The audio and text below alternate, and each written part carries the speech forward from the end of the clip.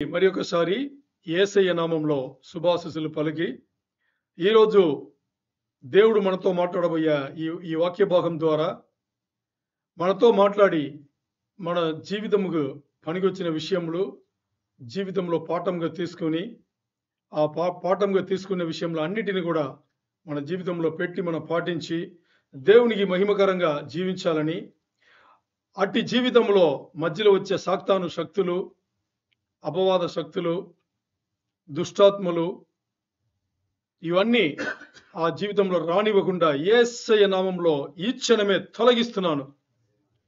మన అందరినీ వాక్యం ద్వారా యేసయ్య మనతో మాట్లాడి పరిశుద్ధాత్మ దేవుడు అవన్నీ మనను గైకొనబెట్టి మన జీవితంలో పాటించాలని తండ్రికి యేసయ్య నామంలో పరిశుద్ధాత్మ దేవుని సహాయంతో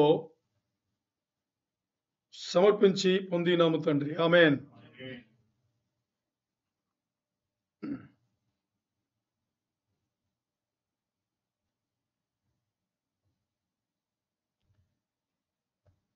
ఓవరాలింగ్ తెలుసా? ఓవరాలింగ్ అంటే ఏమో తెలుసా? ఓవరాలింగ్ అనే పదం ఉన్నారు ఎప్పుడున్నా?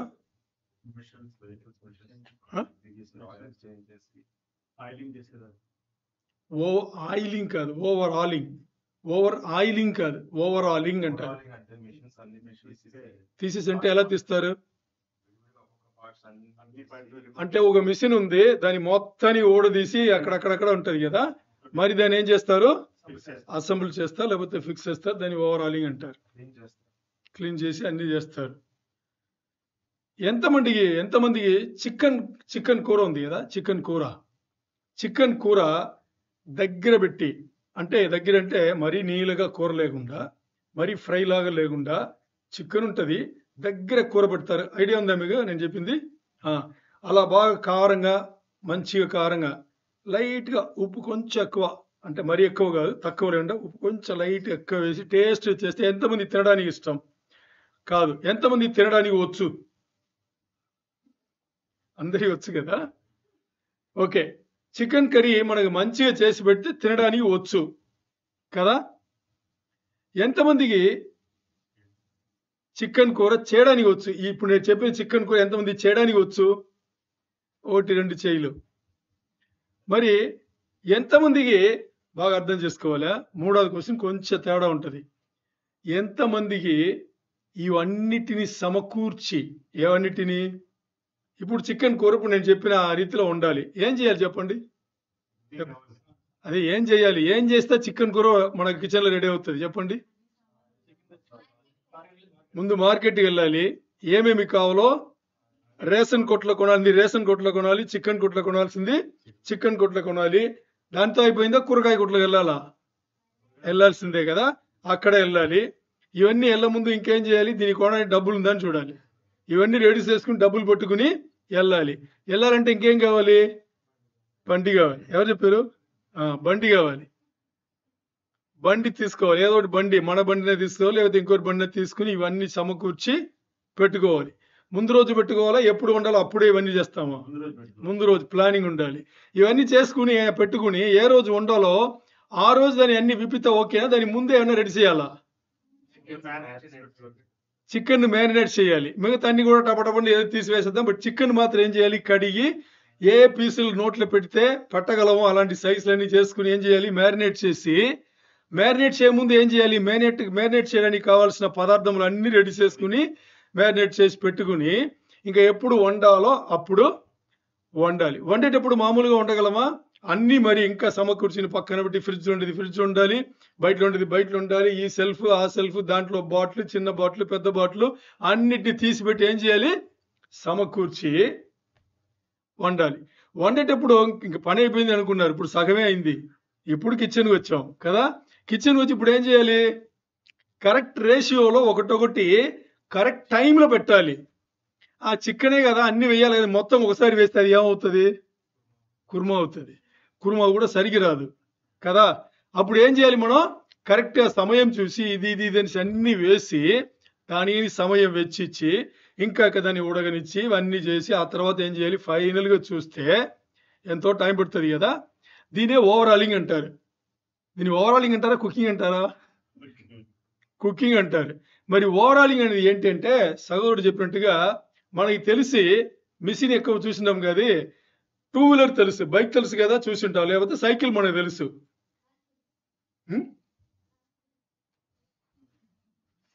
పెద్దవాళ్ళకి కారు కూడా తెలుసు. ఇప్పుడు ఈ బళ్ళు ఏదో ఒకటి బైక్ తీసుకోండి, బైక్ అందరికీ తెలిసిందే.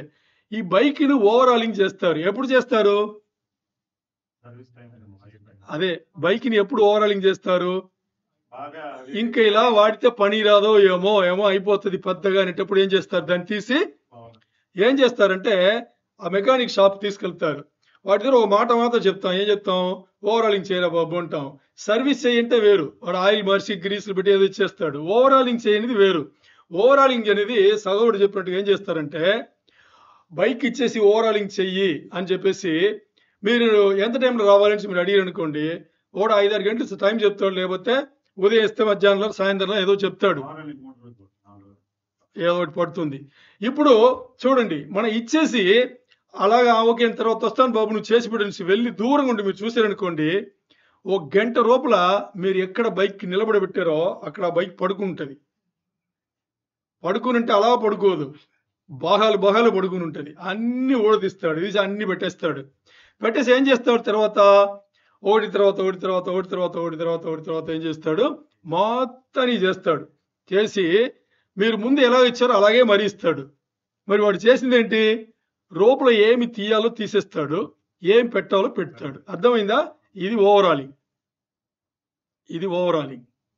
ఇప్పుడు నేను చెప్పిన ఈ బైక్ ఓవరాలింగ్ లను చికెన్ కూరను సంబంధం ఏంటి?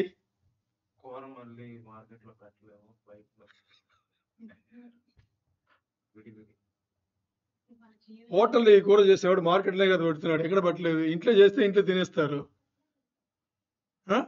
ఏ పోలికలు ఏమున్నాయి? మెషిన్ ఓవరాలింగ్ చికెన్ కూర చేసిన దానిని ఏముంది?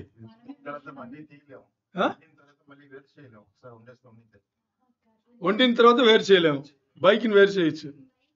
నేను పోలికలు అడుగుతున్నా. కర్రీలు అన్ని అసెంబ్లీ అవుతుందంట, బైక్ అన్ని పీస్ గా చేస్తున్నారంట.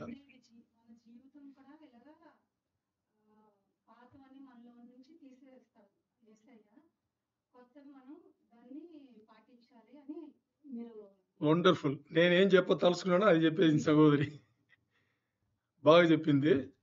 పని వస్తుంది, మన వాక్యోపదేశంలో పని వస్తుంది. ఏం జరిగింది బైక్ ఓవరాలింగ్ లో కానీ లేకపోతే చికెన్ కూరలో కానీ పోలికలు ఏమున్నాయి?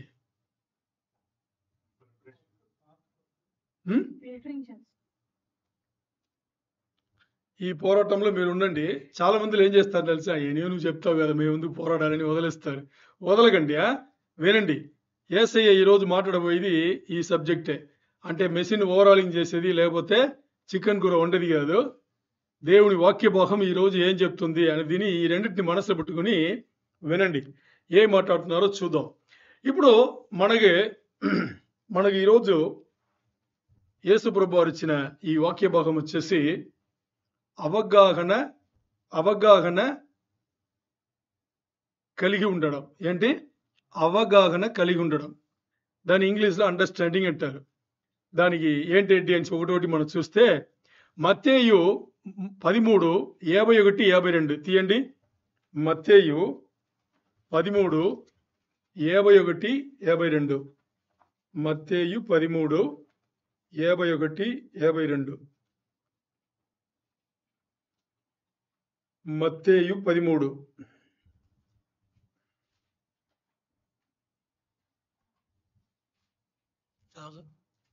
మత్తేయు 13 ఎన్ని వచనం చెప్పాను? 51-52. చదవండి. వీటన్నిటిని మీరు గ్రహించితిరా అని వారిని అడుగగా వారు గ్రహించితిమనిరి. ఇది 51. ఇంకా ఆయన అందువలన పరలోక రాజ్యంలో శిష్యుడిగా చేరిన ప్రతి శాస్త్రియు తన ధననిధిలో నుండి తన ధన నిధిలో నుండి క్రొత్త పదార్థములను పాత పదార్థములను వెలుపలికి తెచ్చు ఇంటి యజమానుని పోలి ఉన్నాడని వారితో చెప్పాను. ఆమేన్. ఓకే, ఇక్కడ ఈరోజు ఈ వాక్య భాగంలో ఈ 2 వచనములే మనం ధ్యానించబోతున్నాము. దాంట్లో 2వ వచనం వచ్చేసి చాలా తేటగా లోతుగా ధ్యానించబోతున్నాము. అందరూ పరిశుద్ధాత్మ దేవుని ఒక్కసారి సహాయం తీసుకోండి. ఈ మత్తయి 13:52 అర్థం అవ్వాలని. అంత గొప్ప వచనం ఇది. మీరు చదివేటప్పుడు మీకు ఒకలాగా డ్రైగా ఉంటది, అంటే ఏంటి అని ఒకలాగా అనిపిస్తుంది. మరి దాంట్లో ఎంత లోతైన విషయములు దేవుడు పెట్టి ఉన్నారనేది మనం ఈరోజు ఈ వాక్య భాగంలో చూసుకుందాం. ఇక్కడ మీకు తెలుసో తెలియదో మత్తయి 13వ అధ్యాయం వచ్చేసి కొంచెం ప్రత్యేకమైనది. ఏముంది దాంట్లో చూసారా ఎవరన్నా? మత్తయి 13వ అధ్యాయంలో ఏంటి ప్రత్యేకత అంటే అక్కడ పారబుల్స్, ఉపమానములు యేసయ్య చెప్పింటారు. మొదటి నుంచి చూడండి, మత్తయి 13 మొదటి నుంచి చూడండి. దగ్గర 51 ఈ వచనం వరకు 50 వచనములు 7 ఉపమానములు చెప్పింటారు. ఒకటి తర్వాత ఏం చేసి ఉంటారు? 7 ఉపమానములు ఆయన చెప్పింటారు. మొదటి ఉపమానం వచ్చేసి ఈ విత్తనం వేస్తారు కదా, ద షవర్ అంటారు కదా, విత్తనం వేసేది. రెండవది వచ్చేసి గోధుమ పంట కలుపు మొక్కలు, ఆ ఉపమానం. మూడవది వచ్చేసి ఆవగింజ, మస్టర్డ్ సీడ్ అంటాం కదా, దాని గురించి. నాలుగవది వచ్చేసి ద హిడెన్ లీవెనెన్స్ ఉంది, అది నాకు తెలియదు. ఐదవది వచ్చేసి ద హిడెన్ ట్రెసర్, దాచబడిన సొమ్ము అనేది. ఆరవది వచ్చేసి ముత్యాలు ఉన్నాయి కదా, ముత్యాలు ఎక్కువ రేట్ ఉండే ముత్యాలు, దాని గురించి. ఏడవది వచ్చేసి ఒక డ్రాగ్ నెట్ అంటారు, వల వేస్తే దీనికి సంబంధించిన దానికి తెలియదు, సరిగ్గా నాకు తెలియట్లేదు, అందుకని. ఇలాగ 7 ఉపమానములు ఆయన ఏం చేస్తారు, ఒకటి తర్వాత చెప్పి ముగించేసి తర్వాత 51 వచనంలో 7 ఉపమానంలో 51వ వచనంలో ఆయన ఈ ఉపమానములు చెప్పింది ఎవరికి? శిష్యులకు చెప్పింటారు. ప్రతిదీ శిష్యులు అక్కడ అన్ని చెప్పి వచ్చేసి 50 వచనములు అయిన తర్వాత 51లో ఒక ప్రశ్న అడుగుతారు. ఏమని? ఆ ప్రశ్న ఇప్పుడు మనం చదువుకున్నాం. ఏం చదువుకున్నాం? నేను చెప్పింది అన్ని మీకు ఏ పదం వాడబడింది అక్కడ? మీరు గ్రహించితిరా. నేను చెప్పిందన్నీ మీరు గ్రహించితిరా అని చెప్పేసి అడిగితే 51లో శిష్యులు దానికి సమాధానం చెప్తున్నారు, అవును ప్రభువా అంటున్నారు. గ్రహించితిమి అన్నారు కదా, గ్రహించితిమనిరి అని ఉంది కదా. సో మాకు అర్థమైంది, గ్రహించితిమి అని వాళ్ళు చెప్పారు. చెప్పగానే అయిన తర్వాత 52వ వచనం. ఇప్పుడు దాని ముందు 51లో మనం చూసుకుంటే మనకి నాలెడ్జ్ అంటాం కదా ఇంగ్లీష్లో. తెలుగులో ఏమంటారు నాలెడ్జ్ను? జ్ఞానం కదా, జ్ఞానం అంటారు. జ్ఞానం ఎక్కడి నుంచి వస్తుంది?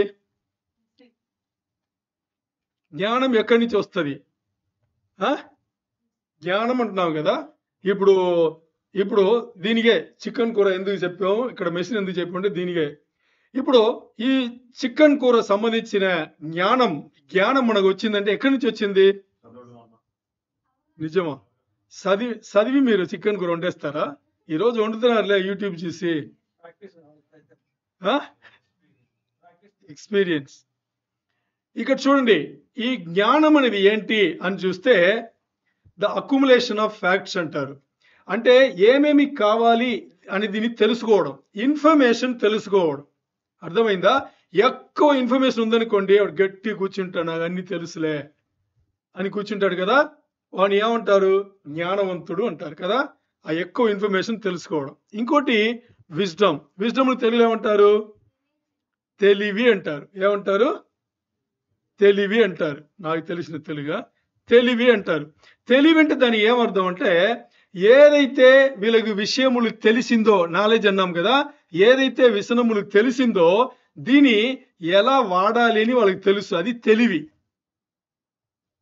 అర్థమైందా మీకు? అది తెలివి. మరి ఇంకో మూడవది ఒకటి ఉంది, ఏంటి? అండర్స్టాండింగ్ అంటున్నారు. ఏమంటున్నారు? అండర్స్టాండింగ్ అంటున్నారు. అండర్స్టాండింగ్ అంటే ఏంటి?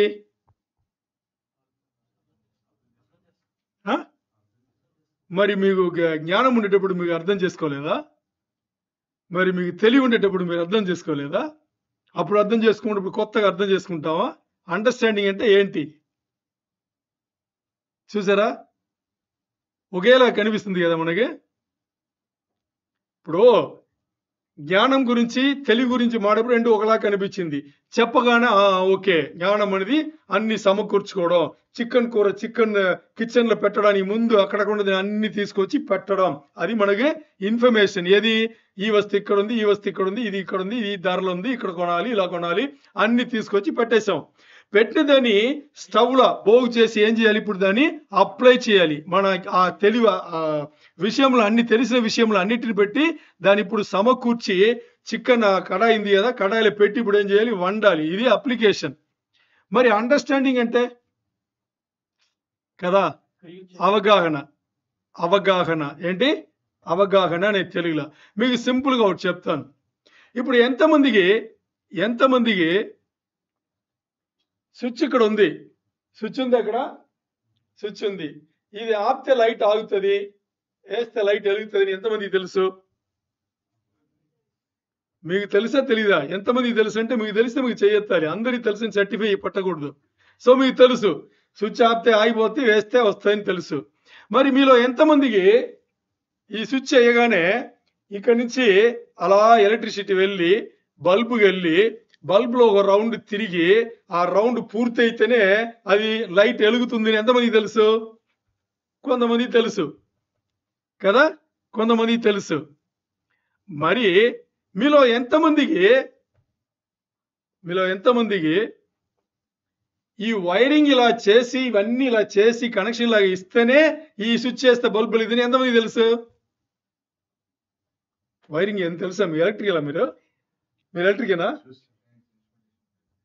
ఆయన వచ్చు. మీకు ఎలా వచ్చు? ఆన్లైన్ ఒక ఆయన ఉన్నాడు, నాకు వచ్చు అని చెప్తాను, చెప్పట్లా. మీకు అర్థమైందా? మూడుకి తేడా ఉందా అంటే చెప్తాను. నాలెడ్జ్ అనేది ఏంటి? నాలెడ్జ్ అంటే ఏం చెప్పుకున్నాం మనం? తెలుగులో ఏం చెప్పుకున్నాం? నాలెడ్జ్ అంటే జ్ఞానం అనుకున్నాం. జ్ఞానం అనేది ఏంటి అంటే, మనం ఇప్పుడు ఏమి జ్ఞానం ఉంది అంటే, స్విచ్ చేస్తే బల్బ్ వెలుగుతుంది అనే జ్ఞానం అందరికీ ఉంది. మరి ఇప్పుడు ఈ తెలివి అనేది ఏంటంటే, స్విచ్ చేస్తే ఎలా వెలుగుతుంది బల్బ్ అనేది తెలుసుకోవడం తెలివి.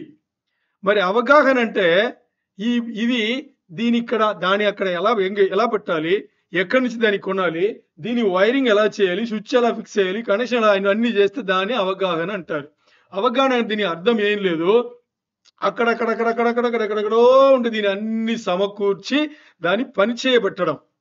ఏంటి అవగాహన అనేది? ఏంటంటే ఎక్కడెక్కడో ఉండే దీన్ని తెలిసి ఉండాలి, దాన్ని అన్ని తీసుకొచ్చి ఒక్క చోట్ల పెట్టి ఒకటిని తయారు చేసి దాన్ని పని చేయబెట్టడం అవగాహన.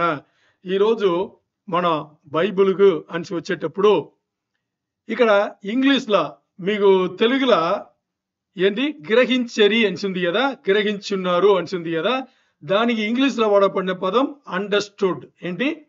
అండర్స్టూడ్ లేకపోతే అండర్స్టాండింగ్ అనేది. ఈ వచనంలో ఇంగ్లీష్లో వాడబడిన పదం అండర్స్టూడ్. దీనికి గ్రీక్ పదం వచ్చేసి సునియేమి. సునియేమి అంటే అన్నిటినీ కలిపి ఒక్కటిగా చేసుకొచ్చి అది ఎలా పనిచేస్తుందని తెలుసుకోవడం, అది సునియేమి అంటారు. ఇప్పుడు చూడండి, ఇప్పుడు మనం మాట్లాడుకున్న దీంట్లో ఇదేనమాట. ఇప్పుడు పరిశుద్ధ గ్రంథంలో బైబిల్లో మన అందరికీ బైబిల్ చదవడం వచ్చు కదా, అందరికీ వచ్చు.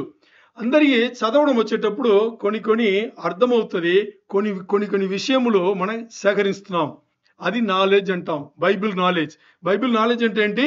బైబిల్ ఉండే వచనములు చదివి ఇది ఇది ఇది ఇది ఇది ఇది ఇది చేస్తుంది, ఇది ఇది చెప్తుంది అని చెప్తున్నాం కదా, ఇది నాలెడ్జ్ అంటాం బైబిల్కి వచ్చేటప్పుడు. మరి తెలివి ఏంటంటే, ఏదైతే చదివామో దాన్ని జీవితంలో పెట్టి పాటించదాన్ని తెలివి అంటాం. అర్థమైందా? మరి ఇక్కడ అండర్స్టాండింగ్ అని వచ్చేటప్పుడే ఇక్కడ ఇబ్బంది అవుతుంది. ఏంటి? అవగాహన కలిగి ఉన్నారా అని సింపుల్ గా మాట్లాడితే దానికి ఏమర్థం అంటే, ఇప్పుడు ఒక విషయం ఒక ఉపదేశకుడు మాట్లాడేటప్పుడు, బోధకుడు మాట్లాడేటప్పుడు, ఒక విషయం మాట్లాడేటప్పుడు అది మనకు అవగాహన కలిగింది అని మనం చెప్పాలంటే, ఇప్పుడు ఉపదేశకుడు ఓ బోధకుడు మాట్లాడేటప్పుడు ఒక్క వచనం తీసుకుంటారు. ఆ ఒక్క వచనంలో ఒక పదం తీసుకుంటారు.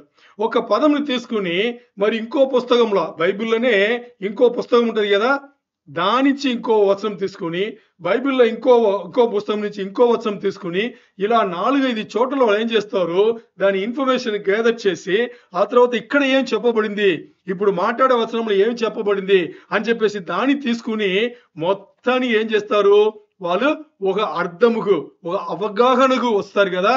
అది బైబిల్ని అర్థం చేసుకోవడం, లేకపోతే అవగాహన కలిగింది అని చెప్పడం.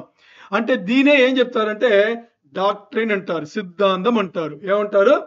సిద్ధాంతం. బైబిల్లో అన్ని సిద్ధాంతములే, ప్రతి ఒక్కటి కూడా సిద్ధాంతం చెప్తుంది. మరి ఒక్క పదం తీసుకున్నా, ఒక సెంటెన్స్ తీసుకున్నా, అది ఒక సిద్ధాంతం చెప్పాలంటే మనం ఏదైతే చదువుతున్నామో దాని మాత్రం చూసి అలా చెయ్యలేము. ఎందుకంటే బైబిల్ అన్ని ఉండేది కూడా నిజములు, రహస్యములు, మర్మములు. ఇది దేవుడు అందరికీ తెలియపరచాలనే బైబిల్లో పెట్టారు, లేకపోతే పెట్టాల్సిన అవసరం లేదు కదా, తెలియపరచాలనే పెట్టారు. మరి ఒక చోట్ల మీరు చదివి అక్కడ అర్థం కాలేదంటే ఏం చేయాలి, ఇది ఎక్కడ నుంచి తీసుకోవాలని ఆ అవగాహన మనం ఉండాలి. అక్కడ మరి సగమే ఉంటది, అక్కడి నుంచి ఇంకా ఎక్కడ వెళ్ళాలి అని అవగాహన. ఇలాగ 4-5 చోట్ల వెళితే దానికన్నా ముందు ఏ వచనం ఎక్కడ చదువుతున్నామో అక్కడే దాని మొత్తాన్ని చదవాలి. ఒక్క వచనం తీసుకుని దాని మాత్రం చూసుకుని ఇదే అర్థం అని చెప్పేసి దాని ఒక సిద్ధాంతం లాగా మనం మాట్లాడకూడదు. ఏ బోధకుడన్నా కానీ, ఏ ఉపదేశకుడన్నా కానీ వాళ్ళకి అర్థం వచ్చే రీతిలో వాళ్ళు అర్థం చేసుకుని బోధిస్తే వాళ్ళు దేవుని శిక్షకు గురి అవుతారు, దేవునికి తీర్పుకు గురి అవుతారు. అది చాలా చాలా ఇంపార్టెంట్. అంటే ఇక్కడ అవగాహన కలిగి ఉండడం అంటే ఏంటంటే, మన పరిశుద్ధ గ్రంథంను చదివేటప్పుడు ఏదైతే భాగం ఆ భాగంను, వాక్య భాగం చదువుతున్నామో దాంతో ఆగిపోకుండా ఇది తేటగా మనకు అర్థమవి మన జీవితంలో పాటించి దేవునికి దగ్గర అవ్వాలి, అలాంటి అవగాహన కలగాలి అనేటప్పుడు మనం ఏం చేయాలి, ఆ ఒక్క చోటుతో ఆగిపోకుండా దేవుడు ఇక్కడ ఎందుకు చెప్పారు, ఇలా వేరెక్కడ చెప్పినారు అని దీన్ని వెతకాలి.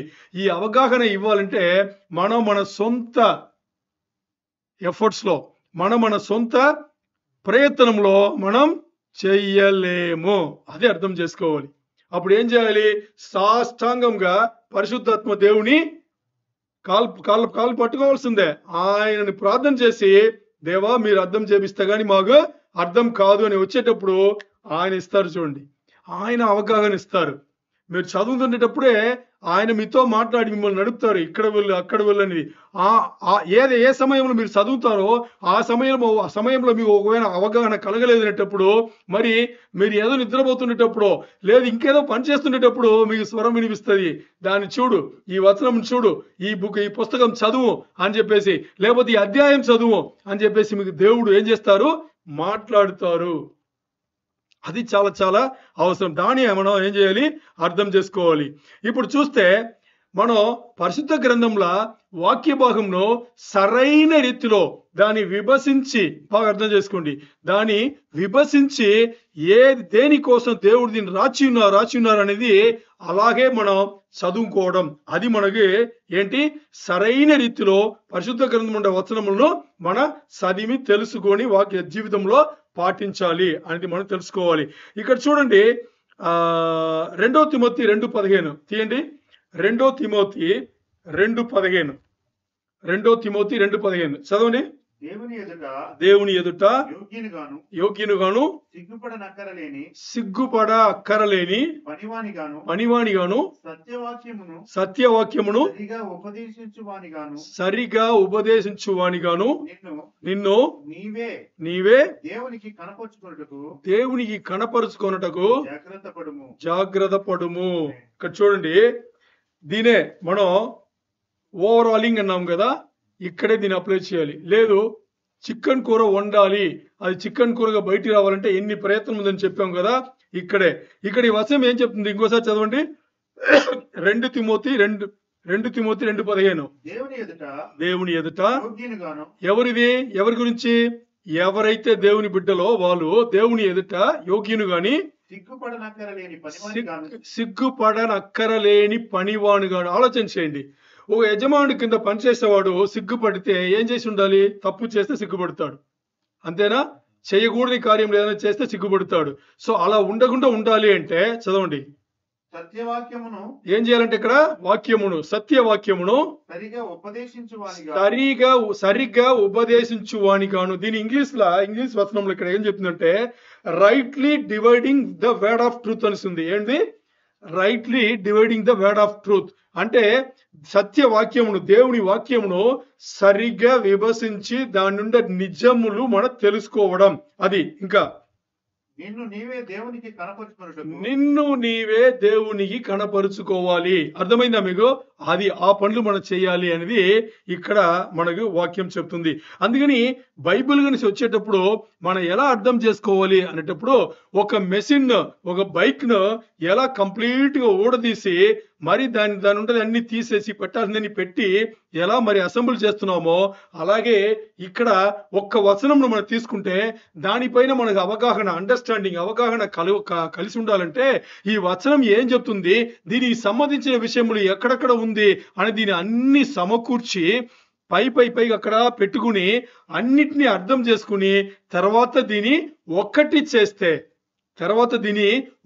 చేస్తే ఇప్పుడు ఏ సిద్ధాంతం బయలుపడుతుందో అదే బైబిల్ చెప్పే సిద్ధాంతం అనేది అర్థం చేసుకోవాలి.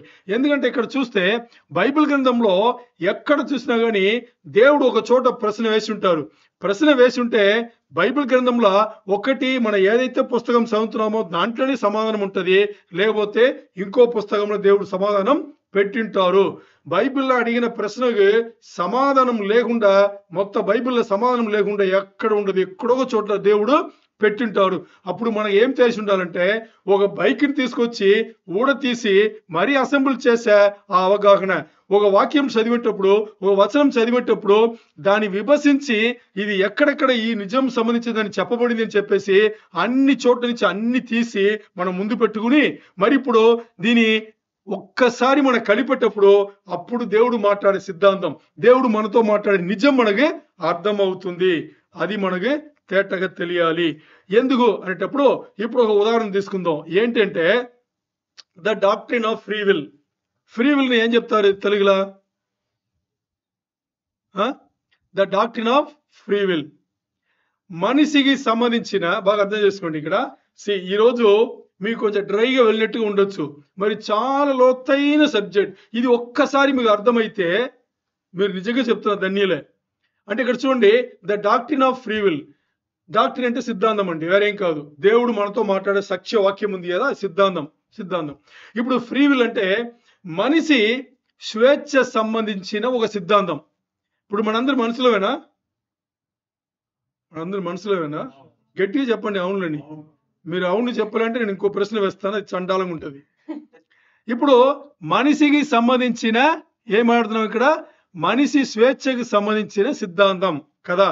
మనిషి స్వేచ్ఛకి సంబంధించిన సిద్ధాంతం అనేటప్పుడు మనిషి వచ్చేసి పర్సనల్, వ్యక్తిగతంగా వ్యక్తిత్వం కలిగిన వాడు, రేషనల్ కారణాలు అడిగేవాడు, తెలుసుకునేవాడు, తర్వాత సవరిన్ బీయింగ్ అంటే అన్ని స్వేచ్ఛ కలిగిన వాడు, అన్ని నిర్ణయములు ఆయనకు సంబంధించింది ఆయన తీసుకోగలిగిన వాడు.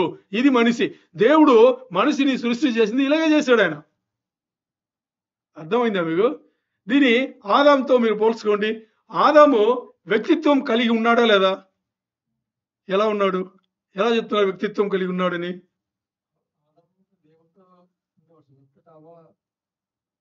అవ్వని పక్కన పెడతాం కాసేపు, అవ్వ వస్తే ప్రాబ్లం అయిపోద్ది. ఇప్పుడు ఆదాముకి వ్యక్తిత్వం ఏంటి అంటే ఇప్పుడు అక్కడ దేవుడు చెప్పిందని విన్నాడు. వినేసి దేవుడు చెప్పింది విన్న తర్వాత ఏం చేశాడంటే అక్కడ ఉన్న దాని అన్ని మొత్తానికి ఆయన వ్యక్తిత్వంలో కంట్రోల్, నియంత్రణలో పెట్టుకున్నాడు. దేవుడు చెప్పింది అదే కదా, అన్ని నువ్వు ఏలు అన్నాడు కదా ఒకటి. రెండవది వచ్చేసి రేషనల్ అని చెప్పేసి. ఈ రేషనల్ అంటే అక్కడ ఏంటి? కారణములు వెతికేవాడు, కారణములు తెలుసుకునేవాడు. దేవుడు సృష్టి మొత్తం చేసి అన్నిటి పేరు పెట్టుకో అన్నాడు, అన్నాడా లేదా? పేరు పెట్టుకునేటప్పుడు అన్నిటి పేరు పెట్టాడా లేదా? ఆదాం పెట్టాడా లేదా? ఆ బైబిల్లో ఉందా?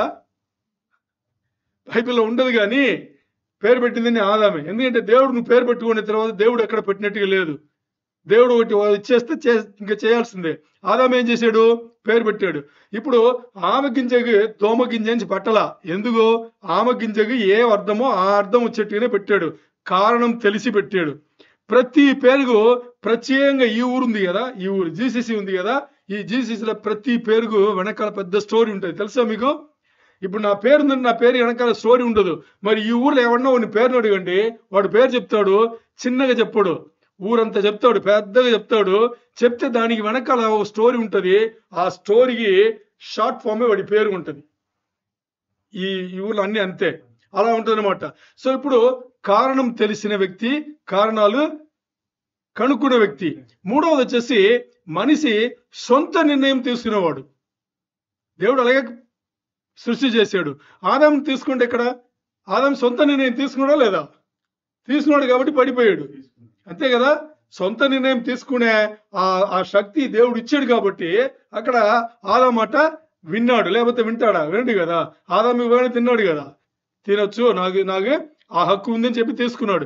సో ఒక వ్యక్తి ఎలాంటి వ్యక్తి అంటే స్వేచ్ఛ సంబంధించిన వ్యక్తిగత, అంటే ఒక వ్యక్తికి సిద్ధాంతం ఏంటి, స్వేచ్ఛ కలిగిన ఒక వ్యక్తికి సిద్ధాంతం ఏంటి అంటే 3 విషయంలో. ఒకటి వ్యక్తిత్వం కలిగిన వాడు, ఇంకోటి మనిషి అనగానే కారణాలు వెతికేవాడు, కారణాలు చూసేవాడు, మూడవది సొంత నిర్ణయములు ఏదైనా కానీ తనంతా తీసుకుంటాడు. దేవుడు సృష్టి చేసింది అదే.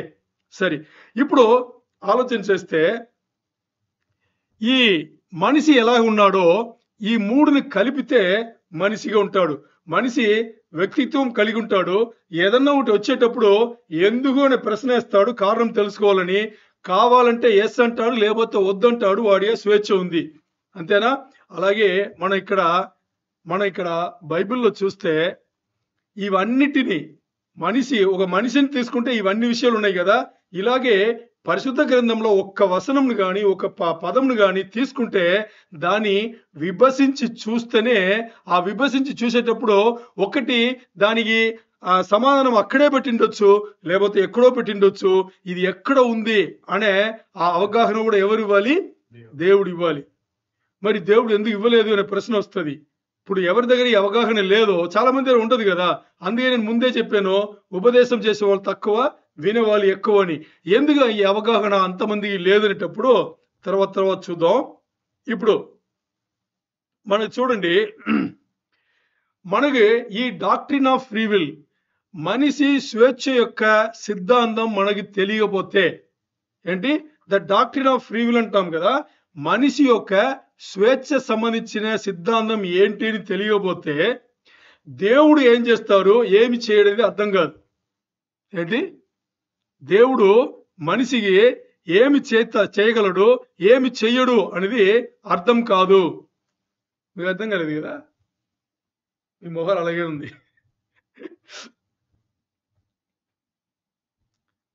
మనిషిని ఇప్పుడు మనం స్వేచ్ఛ కలిగిన ఒక మనిషి యొక్క సిద్ధాంతం ఎలాగుంది అని చూసేటప్పుడు వ్యక్తిత్వం కలిగిన వాడు మొదటిగా.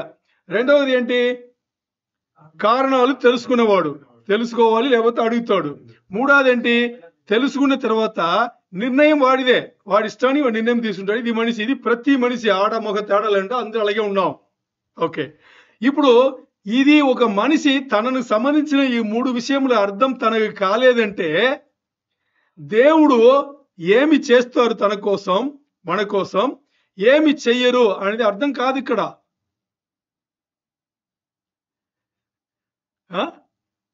ఓకే, ఇంకోటి చెప్తా.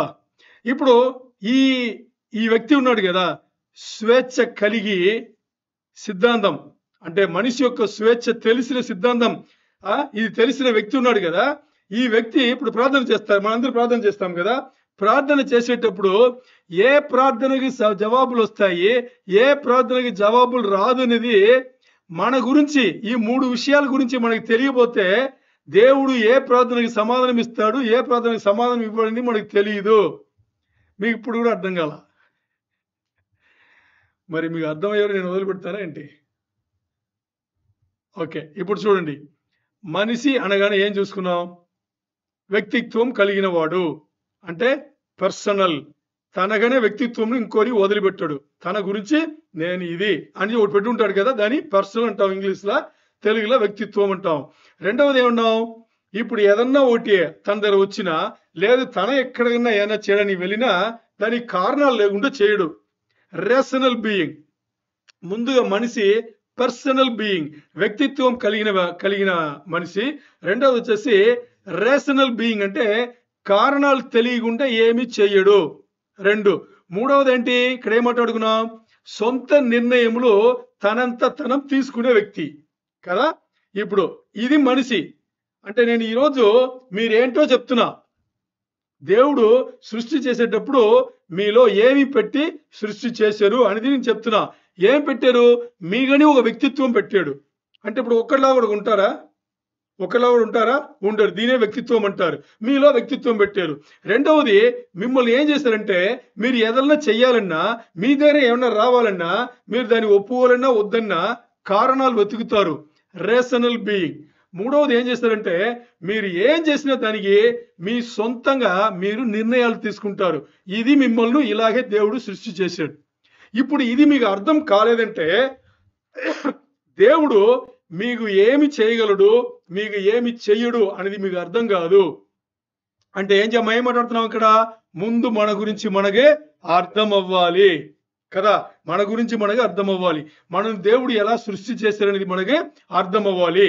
ఇప్పుడు అర్థమైతే ఇప్పుడు ఇలాంటి వ్యక్తిగా ఉండే నాకు దేవుడు ఏం చేస్తారు, ఏమి చెయ్యరు అనేది నాకు తెలిసిపోతుంది అంటున్నాం ఇక్కడ.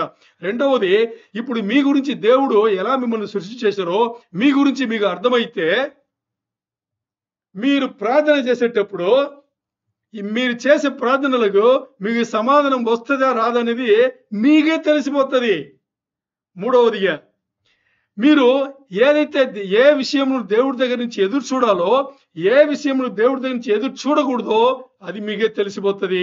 ఇవన్నీ మీకు అర్థం అవ్వాలంటే ముందుగా మీకు ఏమర్థం అవ్వాలి, మీ గురించి మీకు దేవుడు సృష్టి చేసేటప్పుడు మీ గురించి మీకు ఎలా సృష్టి చేశారో దాని మీకు అది మీరు అర్థం చేసుకుంటే దేవుడి గురించి దేవుడు ఏమిస్తారు, ప్రార్థన చేస్తే దేనికి ఎస్ అంటారు, దేనికి నో అంటారు. ఏదైతే దేవుడి దగ్గర నుంచి మనం ఎదురు చూడొచ్చు, ఎదురు చూడకూడదు మనకే తెలిసిపోతుంది. ఎందుకంటే మనం దేవుని సృష్టి. దేవుడు ఎప్పుడు మనను సృష్టి చేసిన తర్వాత దూరంగా పెట్టి చూడలా. దేవుడు ఎప్పుడు దగ్గరనే పెట్టుకున్నాడు. దేవుడు నా బిడ్డలనిసే చూస్తున్నారు. మనమే ఏం చేస్తున్నాం, నువ్వు వద్దని చేసి దూరంగా, ఎంత దూరంగా వెళ్ళాలని దూరంగా మనమే వెళ్తున్నాం. అర్థం చేసుకోండి. ఇప్పుడు మనకి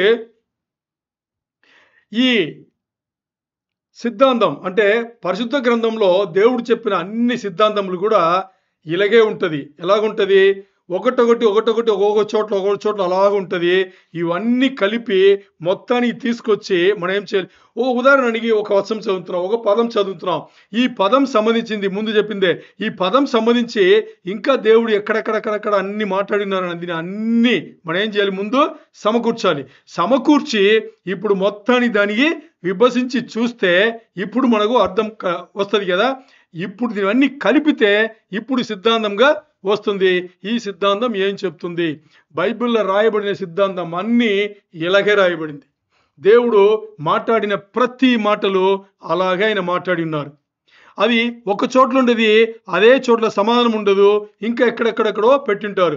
ఇప్పుడు చూడండి, చివరి రోజుల గురించి మనం ధ్యానం చేయడానికి, మన సంఘంలోనే చివరి రోజుల గురించి ధ్యానం చేయడానికి మనం ఏం చేస్తాం, ముందు చివరి రోజులు ఏంటి అని తీసుకుని దానికి సంబంధించిన దానియేలు గ్రంథం చదివాము, ఎజెకియేలుకి వెళ్ళాము. ఇప్పుడు దీనికి సంబంధించిందని వచ్చేటప్పుడు మరణం గురించి తెలుసుకోవాలని దాని మధ్య తీసుకొచ్చాము. ఇంకా ఇది సరిపోదని చెప్పేసి మన లూకా బైబిల్ పట్టణం నుంచి వదిలి ఏం చేసాం, ప్రకటన గ్రంథం వెళ్ళిపోయాం. ఎందుకంటే ఇప్పుడు చెప్పే ఈ 4 విషయంలో ఒక్క సిద్ధాంతం గురించి మాట్లాడుతుంది. అది చివరి రోజుల ఈ లోకం యేసయ్య బిడ్డలు ఎలా ఉంటారు, ఎలా ఉండాలి అని నేర్పడానికి ఎన్ని స్థలంలో వెళ్ళాం చూసారా, అదేనమాట. ఇప్పుడు మనకి సరిగ్గా అండర్స్టాండింగ్ కావాలి, అవగాహన కలగాలి అంటే అది ఆ అవగాహన ఇచ్చేది ఎవరు, దేవుడు ఒక్కరే. యేసయ్య సహాయం తప్పితే, పరిశుద్ధాత్మ దేవుని సహాయం తప్పితే, సహవాసం తప్పితే ఇంకా మనకి అది సరిగ్గా అర్థం కాదు. సరే, ఇప్పుడు ఇంకో విషయం మాట్లాడతాం. ఏంటని చూసేటప్పుడు యేసు ప్రభువారు 7 ఉపమానములు చెప్పిన తర్వాత శిష్యుల దగ్గర అడిగిన ప్రశ్న ఏంటి? మీరు అందరూ నేను చెప్పిన దానిని గ్రహించితిరా అని చెప్పి అడిగారు. అడిగితే వాళ్ళు ఏమన్నారు? ఎస్ అన్నారు. ఆ ఎస్ అనేది ఏం అర్థం తెలుసా? ఒక్కొక్క ఉపమానం ఏమేమి చెప్పిందో, ఒక్కొక్క ఉపమానం నుండి ఏదైతే నిజం ఉందో, సత్యం ఉందో అది వాళ్ళకి అర్థమైంది. తర్వాత అన్ని ఉపమానములు మొత్తాన్ని కలిపి ఏ నిజమును, ఏ సత్యమును బోధించింది కూడా వాళ్ళకి అర్థమైంది. ఈరోజు మీరు మత్తయి 13 తీసుకుని 1వ వచనం నుంచి మీరు ఒక ఉపమానం చదవండి, మీకు అర్థమవుతుందా? 2వ ఉపమానం వెళ్ళండి. ప్రతి ఉపమానంకి దాంట్లోనే ఆయన సమాధానం ఇచ్చి ఉంటారు.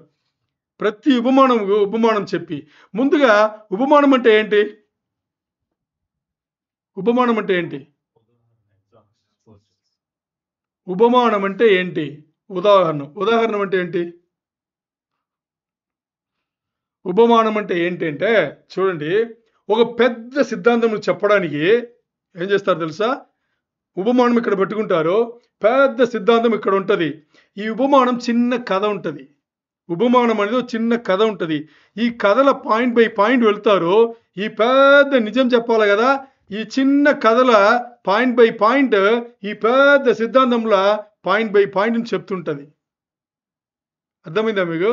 ఈ కథ చిన్నది, లోకం సంబంధించింది, లోకస్తులు కాబట్టి లోకం సంబంధించింది. ఆ చిన్న కథ నుంచి పాయింట్ బై పాయింట్ వెళ్ళేటప్పుడు ఈ పెద్ద సిద్ధాంతం అర్థమవుతుంది. 7 ఉపమానములు చూడండి. ఇప్పుడు విత్తనాలు ఈ ఉపమానం ఉంది కదా, ఈ విత్తనాలు ఏం చేస్తారు? 4 చోట్ల పడుతుంది అంటారు. ఇది నార్మల్గా లోకంలో జరిగేది. విత్తనాలు విసిరేటప్పుడు ఆ నేలకు సంబంధించి అక్కడక్కడ పడుతుంది కదా. ఇప్పుడు దీన్ని పెట్టుకుని ఏం చేస్తారంటే పెద్ద సిద్ధాంతం ఏది? వాక్యం, దేవుని రాజ్యం అనే దీన్ని అనిపెట్టి పెద్ద సిద్ధాంతం ఆడతారు కదా, దీన్ని ఏం చేస్తారు? ఉపమానం అంటారు. ఇప్పుడు వీళ్ళు మత్తయి 13:51 వచనంలో యేసయ్య ఏమడిగారు? నేను చెప్పిన ఉపమానంలో అందరూ మీరు గ్రహించి తిరాని అడిగేటప్పుడు ఏం చేశారు శిష్యులు? అవును, తెలిసింది, గ్రహించము అని చెప్పారు కదా. చెప్పేటప్పుడు ఇప్పుడు యేసయ్య ఏం చేస్తున్నారంటే 52వ వచనంలో ఒక అనాలజీ ఇస్తున్నారు. 52లో అనాలజీ అంటే ఏంటి? అనాలజీ అంటే ఏంటంటే ఇంతవరకు చెప్పిన ఉపమానంలో ఎలా ఉంది అని దీన్ని చెప్పడానికి ఒక వచనం ఆయన వాడారు. 52వ వచనం అదే అంత లోతైన వచనం. దాన్ని ఏం చేశారంటే ఒక్క విషయంని చెప్పి పెద్ద నిజం చెప్పెట్టుగా ఆయన తీసుకొచ్చారు. మరి ఉపమానం కాదు, 50 వచనములు వరకి ఉపమానంలో, 51లో ప్రశ్న అడిగారు, 52లో ఆయన ఏం చేస్తున్నారు? ఒక చిన్న విషయంను పెట్టుకుని ఇంతవరకు దేవుని రాజ్యం ఉంది కదా, ఆ రాజ్యం ఎలాంటిది, దాంట్లో ఏమి జరుగుతుంది, ఆయన ఎందుకు 7 ఉపమానములు చెప్పాడు, ఆయన స్థాయి ఏంటి, వినేవాళ్ళ స్థాయి ఏంటి అనేది 52లో ఆయన పెట్టి చెప్పారు. 52 చదవండి. మత్తయి 13:52. ఆయన అందువలన పరలోక రాజ్యంలో శిష్యుడుగా చేరిన చూడండి, పరలోక రాజ్యంలో శిష్యుడుగా చేరిన ప్రతి శాస్త్రియు, చూడండి తెలుగు వినేటప్పుడు బాగా వినండి. ఈ వచనంలో తెలుగులో చిన్న తప్పు ఉంది, అది కూడా చెప్తాను. ఇంగ్లీష్లో కానీ గ్రీక్ భాషలో కానీ కరెక్ట్గా ఉంటుంది. ఇప్పుడు చూడండి, చదవండి ఇంకోసారి. అందువలన పరలోక రాజ్యములో శిష్యుడుగా చేరిన ప్రతి శాస్త్రియు తన ధన నిధిలో నుండి కొత్త పదార్థములను పాత పదార్థములను వెలుపలకు తెచ్చు ఇంటి యజమానుని పోలి ఉన్నాడని వారితో చెప్పాను. మీకు ఏమైనా అర్థమైందా? 52వ వచనంలో తెలుగులోనే కదా ఉంది, ఏమైనా అర్థమైందా? నేను ఒకసారి ఇంగ్లీష్ కూడా చదువుతాను, మీకు అర్థమైందని చూడండి. They said he unto him, యేసయ్య వాళ్ళతో చెప్పారంట. దేర్ఫోర్ ఎవ్రీ స్క్రైబ్, ప్రతి శాస్త్రియును which is instructed unto the kingdom of heaven, దేవుని రాజ్యంలో is like unto a man, ఒక మనిషిని పోలినవాడు. ఎలాంటి వాడంటే that is an house holder, ఇంటి యజమాను అనే మనిషిని పోలినవాడు. Which bringeth forth out of his treasure, ఆయన తన ధన నిధిలో నుండి, అంటే తన దగ్గర ఉండే సంపద నుంచి ఆయన కొత్తదిని గాను పాతదిని గాను తీసుకొచ్చి బయట చెప్తారు అని చెప్పేసి ఇక్కడ ఉంది. ఏమన్నా అర్థమైందా? ఆ? తెలుగులో చదివానా అర్థమైందా? ఇంగ్లీష్లో చెప్పానా అర్థమైందా? మరి దీంట్లో ఎంత పెద్ద నిజం ఉంది, సత్యం ఉంది, ఆ? లోతైన సమాచారములు దేవుడు పెట్టి ఉన్నాడంటే చాలా ఆశ్చర్యంగా ఉంటుంది. ఇక్కడ చూద్దాం, ఒకటొకటి చెప్తాం. ఇప్పుడు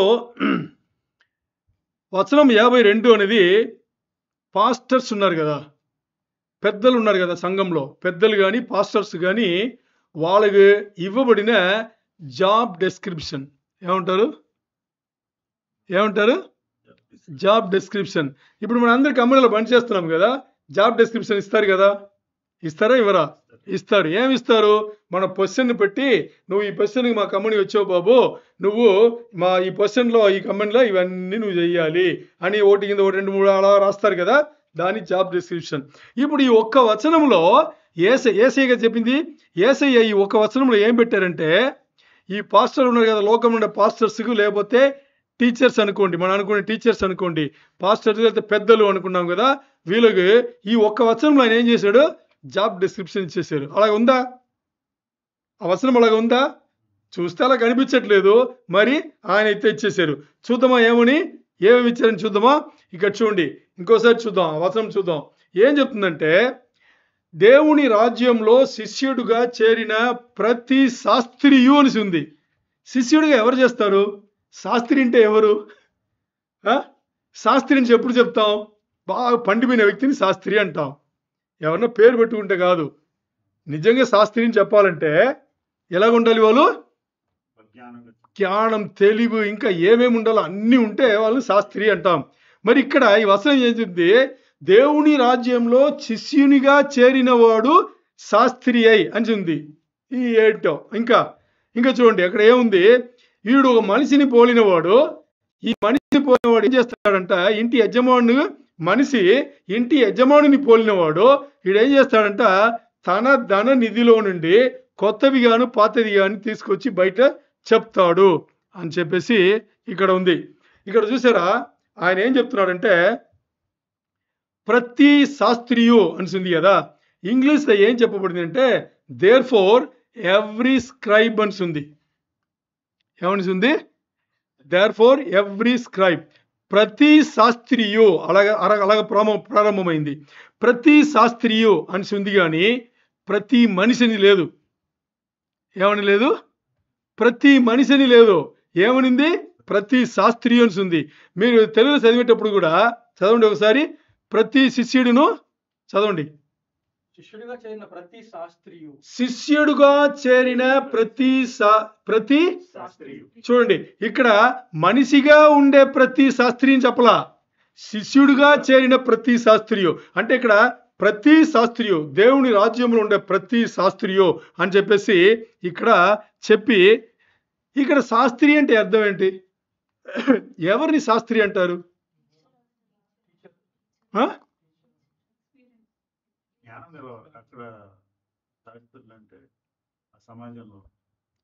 సమాజంలో శాస్త్రి అని ఎవరిని చెప్తారు?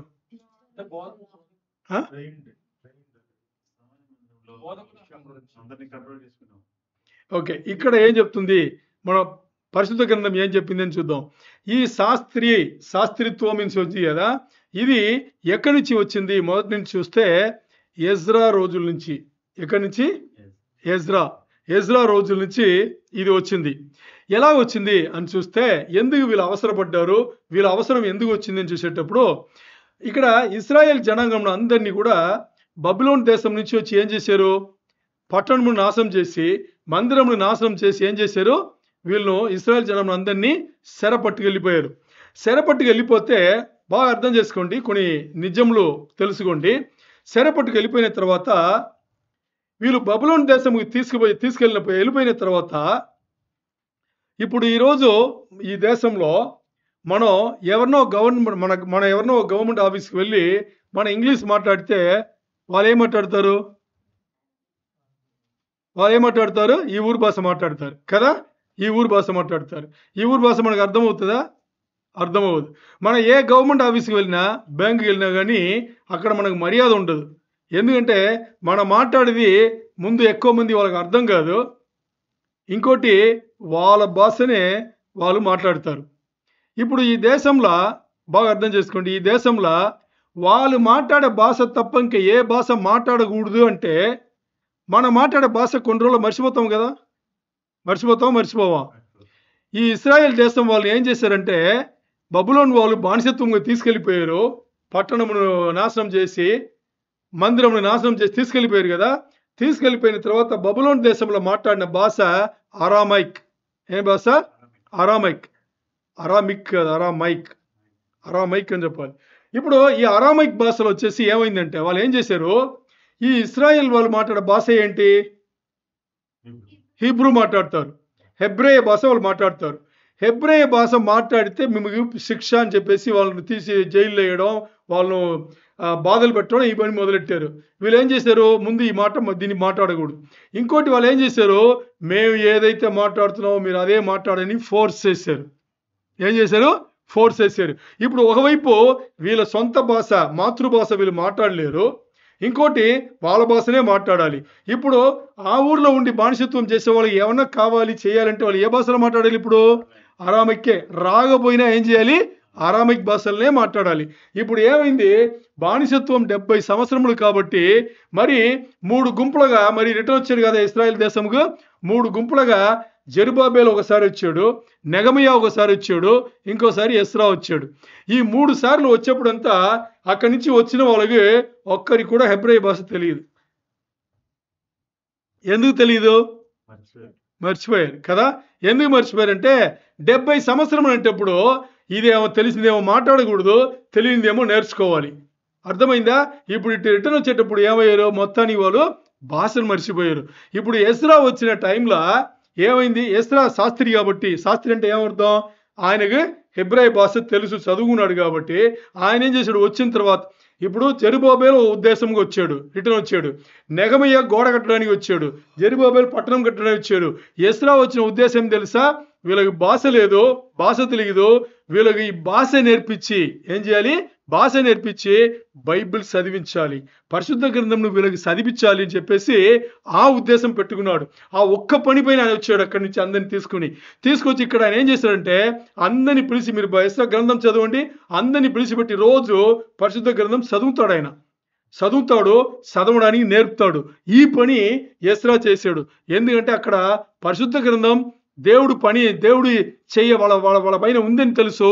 అందరినీ దేవునికి అక్కడ ఏం చేయాలి, శిష్యుత్వం చేసి అన్ని మనం చేసుకోవాలని తెలుసు, దేవునికి దగ్గర అవ్వాలని తెలుసు. మరి పరిశుద్ధం గ్రంథం చదవడానికి వాళ్ళకి హెబ్రేయ భాష తెలియదు. ఇప్పుడు ఆ రోజున పరిశుద్ధ గ్రంథం వచ్చేసి 5 పుస్తకములు తోరా అంటారు. ఏమంటారు? తోరా అంటారు. తోరా ఏ భాషలో ఉంది? హీబ్రూ, హెబ్రేయ భాషలో ఉంది. హెబ్రేయ భాష వీళ్ళకేమో రాదు. వచ్చిన ఎస్రా ఏం చేస్తున్నాడు, దాన్ని చదివించాలని ఒకే ఒక పని పెట్టి ఆ ఉద్దేశం పైన వచ్చి అందరిని ఏం చేశారు, ఆయన చదివిస్తున్నారు. అక్కడ చూడండి, ఎస్రా 7:10 చదవండి. ఎస్రా 7:10. ఎజ్రా యెహోవా ధర్మశాస్త్రమును పరిశోధించి దాని చొప్పున చూడండి, పరిశోధించడం ఒకటి, దాని చొప్పున నడుచుకోవడం ఒకటి, రెండవది, మూడవది ఇశ్రాయేలీయులకు దాని కట్టడలను విధులను నేర్పుటకును దృఢ నిశ్చయం. ఇక్కడ చూడండి 3 చేశాడు ఆయన. మొదట్లో నేర్చుకోవడం అంటే చదువుని ఇంకోసారి ఎజ్రా యెహోవా ధర్మశాస్త్రమును పరిశోధించి ఒకటి పరిశోధించేటప్పుడు చదవడం. బాగా అర్థం చేసుకోండి. ఇంగ్లీష్ లో స్టడీ అంటాం కదా, దాని తెలుగులో పరిశోధించి దాని చొప్పున నడుచుకోవడం రెండవది. మూడవది ఏం చేసిందని ఆ విధులను కట్టడలను వాళ్ళకి నేర్పడం. ఈ 3 పనిని ఉద్దేశంగా పెట్టిన ఎస్రా వచ్చేసి ఆయన ఈ ఒక్కటినే పెట్టి వచ్చాడు. ఇప్పుడు చూడండి, యేసయ్య ఆ రోజు ఉన్న ఈ కాలంలో, యేసయ్య ఈ లోకంలో ఉన్న కాలంలో లాయర్స్ ఉన్నారు. లాయర్స్ ఆఫ్ ద లా అంటారు. ఏమంటారు? లాయర్స్ ఉన్నారు. ఆ రోజు వాళ్ళు చేసిన పని ధర్మశాస్త్రముకు లాయర్స్ ఉన్నారు, లాయర్స్ ఆఫ్ ద లా అంటారు. బోధకులు టీచర్స్ ఉన్నారు, టీచర్స్ ఆఫ్ ద లా ఉన్నారు. తర్వాత మాస్టర్స్ ఆఫ్ ద లా ఉన్నారు. దాని తర్వాత రబ్బాయిస్ ఉన్నారు, వాళ్ళు కూడా బోధకులే. రబ్బాయిస్ అంటారు కదా, వాళ్ళు కూడా ఉన్నారు. మరి ఇక్కడ చూస్తే ఈ 4 గుంపుల పని ఏం తెలుసా, ధర్మశాస్త్రమును బోధించడమే. ధర్మశాస్త్రంలో వాళ్ళు ఏం చేస్తారు, చదువుకుంటారు, పరిశోధిస్తారు, దాని చొప్పున నడుచుకోవాలి, ఆ తర్వాత బోధించాలి. ఇదే వీళ్ళ పని. మరి ఇక్కడ ఆ రోజులో చూస్తే యేసయ్యను కూడా ఆ రోజు ఎలా చూశారు? శాస్త్రి కిందనే చూశారు. యేసయ్యను ఎలా చూశారు? శాస్త్రి కిందనే చూశారు. చూడండి, యోహాను 1:38 తీయండి. యోహాను 1:38, జాన్ 1:38, యోహాను 1:38 తీయండి త్వరగా. యోహాను 1:38, యోహాను సువార్త 1:38. యేసు వెనక్కు తిరిగి వారు తనను వెంబడించడం చూచి మీరేమి వెతుకుచున్నారని వారిని అడుగగా వారు రబ్బీ, వారు ఏమన్నారంట? వాళ్ళు ప్రశ్న వేయగానే ఏమన్నారు? వాళ్ళు రబ్బీ అన్నారు. రబ్బీ అంటే ఏంటి? బోధకుడు అని. ఇక్కడ మనం ఏం అర్థం చేసుకోవాలి తెలుసా? యేసయ్య బోధకుడు. యేసయ్యతో ఉండే శిష్యులు ఎవరు? యేసయ్య దగ్గర ట్రైనింగ్ ఉన్నవాళ్ళు. అర్థమైందా మీకు? ఈరోజు సంఘంలో బోధకులు బోధిస్తే వినేవాళ్ళు సంఘ సభ్యులందరూ ఎవరు?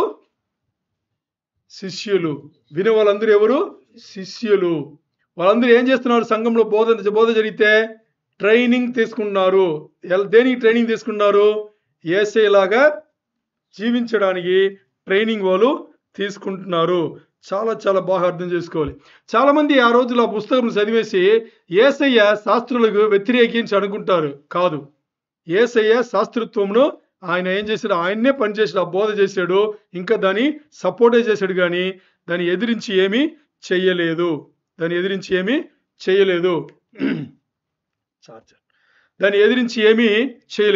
ఇప్పుడు చూడండి, యేసయ్య ఆ రోజున్న శాస్త్రులందరినీ తిట్టాడు. ఆయన ఏం చేశాడు? ఖండించాడు. ఆయన ఎందుకు ఖండించాడంటే, ఒక శాస్త్రి అనేవాడు ఎలా ఉండాలి? బాగా ఆలోచన చేసుకోండి. ఫస్ట్ పరిశుద్ధ గ్రంథంను, వచనమును పరిశోధించాలి, అంటే చదవాలి. తర్వాత దాని చొప్పున నడుచుకోవాలి. దాని తర్వాత ఏం చేయాలి? దాన్ని ఇతరులకు బోధించాలి. మరి ఆ రోజున్న శాస్త్రులు ఏం చేశారు? ఇశ్రాయేల్ శాస్త్రులు దాన్ని పరిశోధించారు, భయంకరంగా పరిశోధించారు. భయంకరంగా చదువుతారు, దాన్ని ఏం చేశారు? బోధిస్తారు. మరి మధ్యలో ఒకటిని వదిలేశారు. అందుకని తిట్టారు. ఆయన యేసయ్య ఏం చేశారు? శాస్త్రం తిట్టడానికి బాగా పరిశోధిస్తారు, చదువుతారు, బాగా నేర్పుతారు. మధ్యలో దాని చొప్పున నడుచుకోవాలి కదా, అది వాళ్ళు చేయలేదు. కాబట్టి శాస్త్రులు అందరినీ యేసయ్య ఏం చేశారు? ఖండించారు. ఈరోజు ఈ శాస్త్రులు ఎవరు అంటే, ఈరోజు సంఘములలో ఎవరైతే బోధ చేస్తున్నారో, ఎవరైతే ఉపదేశం చేస్తున్నారో వాళ్ళే శాస్త్రులు. అంటే పాస్టర్స్, టీచర్స్ ఉన్నారు కదా, వీళ్ళని మనం ఏం చెప్తున్నాము? శాస్త్రుల నుంచి ఈరోజు చెప్పాలి. ఆ రోజు అది, ఈ రోజు ఇది. అందుకనే చూస్తే ఈరోజు సంఘం ఉండే పాస్టర్లే శాస్త్రులు అంటారు. ఎందుకంటే సంఘం అనే దీని ఎబ్రాయ భాషలో ఎక్లెసియా అంటారు. ఏమంటారు? సంఘం అనే దీనికి ఎబ్రాయ భాషలో ఎక్లెసియా అంటారు. అలాగే సంఘమును, సంఘ సభ్యులను ఎక్లెసియాస్టస్ అంటారు కదా. ఎక్లెసియాస్టస్ అన్న బుక్ పేరుంది. తెలుగులో ఏంటిదని? విలాప వాక్యం కదా. తెలుగులో ఎలా పెట్టుకున్నారు? ఎక్లెసియాస్టస్ అంటే సంఘ సభ్యుడు. ఎక్లెసియాస్టస్ సంఘ సభ్యుడు కాదు, సంఘంలో ఎవరు బోధిస్తారో వాళ్ళని ఎక్లెసియాస్టస్ అంటారు. ఎక్లెసియా అంటే సంఘం. అందుకనే సాలమోను ఆ పేరు పెట్టి అలా వచ్చారు. ఎందుకంటే ఆయన కూడా ఓ ఉపదేశకుడు కాబట్టి. ఇప్పుడు చూడండి, ఎవరైనా దేవుని పరిచర్యలో నేను ఫుల్ టైం ఉండి ఫుల్గా నేను దేవుని పరిచర్యనే పూర్తిగా చేస్తున్నాను అని చెప్పితే దాని ఏమర్థం అంటే ఎస్రా 7:10 ఫుల్ టైం నేను దేవుని మినిస్ట్రీలో ఉన్నానని చెప్పాలంటే ఎస్రా 7:10 ఏంటి ఫుల్ టైం మినిస్ట్రీ అంటే? పరిశుద్ధ గ్రంథంను పరిశోధించాలి, దాని చొప్పున నడుచుకోవాలి, ఆ తర్వాత ఇతరులకు దాన్ని బోధించడం. ఇదే ఫుల్ టైం మినిస్ట్రీ చేసేవాళ్ళు చేసే పని. అందుకనే ఇది అలాగే చెప్పబడింది అనమాట. ఇక్కడ యేసయ్య వాళ్ళ శాస్త్రుల పైన కోపమని దానికి కారణం ఏంటి? పరిశోధించారు, బోధించారు, మధ్యలో దాన్ని ఏం చేయలేదు, వాళ్ళు పాటించలేదు. ఇప్పుడు మత్తయి 13:52లో మెయిన్ పాయింట్ వచ్చాము, టకటకని చూసుకుందాం. మత్తయి 13:52లో కొంచెం సీరియస్గా లోతుగా అర్థం చేసుకోండి. మత్తయి 13:52లో ఒక శాస్త్రి యొక్క, బాగా అర్థం చేసుకోండి, ఒక శాస్త్రి యొక్క ముఖ్యమైన బాధ్యతలు ఏంటి అంటే ఒక పాస్టర్ ఒక ముఖ్యమైన బాధ్యతలు ఏంటి అనేది మత్తయి 13:52లో చెప్పింది. మత్తయి 13:52లో ఏం చెప్పారు? ఒక శాస్త్రి యొక్క ఈ రోజు ఉండే పెద్ద ఒక పాస్టర్ యొక్క ముఖ్యమైన బాధ్యతలు ఏంటి అని అక్కడ చెప్పబడింది. తీయండి మత్తయి 13:52. ప్రతి శిష్యుడును చదవండి. పరలోక రాజ్యంలో శిష్యుడిగా చేరిన ప్రతి శాస్త్రియును, ఇక్కడ చూడండి, పరలోక రాజ్యంలో దేవుని రాజ్యంలో శిష్యునిగా చేరిన ప్రతి శాస్త్రి, ఉపదేశకుడు, బోధకుడు, సంఘం నుండి పెద్ద పాస్టరు తన ధన నిధిలో నుండి చూడండి, తన ధన నిధిలో నుండి కొత్త పదార్థములను పాత పదార్థములను వెలుపలకి తెచ్చి ఇంటి యజమానుని పోలి ఉన్నాడు. ఇప్పుడు చూడండి, మీరు అందరూ ఇంట్లో యజమానులే కదా. ఇప్పుడు ఎవరైతే ఇల్లును లీడ్ చేస్తున్నారో వాళ్ళందరూ ఇంటి యజమానులే. ఉదాహరణ ఇప్పుడు బాబురావు ఉన్నాడు, ఆనందరాజు ఉన్నాడు, అలాగే రాజేష్ ఉన్నాడు, సహోదరులు ఉన్నారు. మీకు పెళ్ళయ్యి మీకు భార్య ఉండి మీకు 2 పిల్లలు ఉన్నారు, మీ అమ్మ నాన్న మీతో ఉన్నారంటే మీరు ఇంటి యజమానుడు మీరే కదా. మీరు ఏం చేస్తారు? ప్రతి నెల మీకు వచ్చే జీతం తీసుకుని మీరేం చేస్తారు? ఇంటికి కావాల్సింది అదే, మీ ధన నిధి అనేది అదే కదా, మీకు వచ్చే జీతమే. లేదు ఇంకా ఇతర వరుమానములు ఉంటే అవన్నీ మీ ధన నిధిలో నుండి మీరు ఏం చేస్తారు? ప్రతి దానికి ఖర్చు పెడతారు. దీనికి వచ్చి దీని ఇంత, స్కూల్కి ఇంత, దాని ఇంత, బండికి ఇంత, పెట్రోల్కి ఇంత, ఇంకా తినడానికి ఇంత, రేషన్ కొట్టుకి ఇంత, ఆ కట్టు చికెన్, ఇవన్నీ అదే చేస్తారు కదా. ఇవన్నీ చేస్తూ ఏం చేస్తారు? మీ ధన నిధిలో నుండి అంటే మీ వరుమానం నుండి మీరు దాన్ని పెట్టి మీ బాధ్యతలు మీరు నెరవేరుస్తారు కదా.